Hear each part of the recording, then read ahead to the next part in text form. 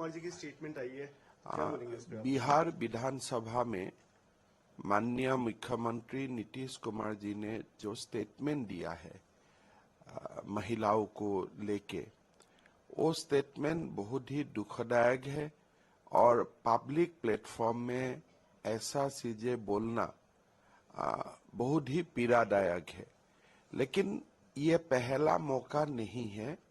आज लगातार 1 साल का अंदर में नीतीश कुमार जी ने ऐसा स्टेटमेंट दे रहा है जिससे अगर आप देखते हैं उससे आपको लगेगा कि कहीं ना कहीं नीतीश कुमार जी ने अपना मानसिक संतुलन खो दिया है। ये एक प्रकार से बीमार माना जाता है और जीवन में हर किसी व्यक्ति का भी ऐसा हो सकता है। मैं इसको बहुत ज्यादा अस्वाभाविक नहीं बताऊंगा।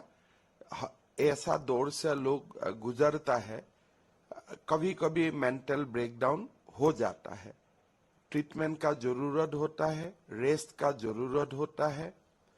और मेरा ये विनती है जेडीयू का लोगों को, लीडरशिप को, कि आप लोग थोड़ा सा नीतीश कुमार जी को रेस्ट दीजिए और उनका जो भी इलाज होना चाहिए वो इलाज भी करवाइए।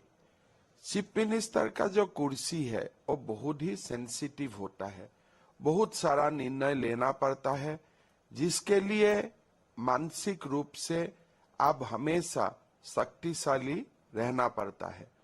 मेरा लगता है नीतीश कुमार जी अभी वो हालत में नहीं है, उनको विश्राम देना चाहिए और उनका अच्छा से इलाज भी होना चाहिए।